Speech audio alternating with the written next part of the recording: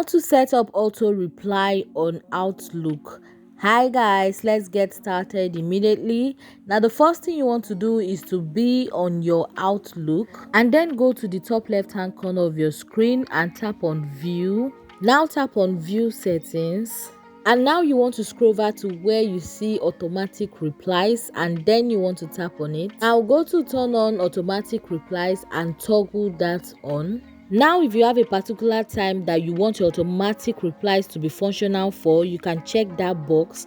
But in case you don't have and you want them always, make sure that that box is not checked. And then guys, you would like to go ahead and compose this message into what you want it to be. Now when you are done and you want some replies only to your contacts, you can check that box and go ahead and type the automatic reply that you would like. But if you are done just as I am, you want to go ahead and click on save. And guys, that is how to set up an automatic reply on your Outlook. Now if you found this video helpful, you want to click on the subscribe button to subscribe to this YouTube channel for more useful tutorials like this. Now I will see you in my next video. Bye.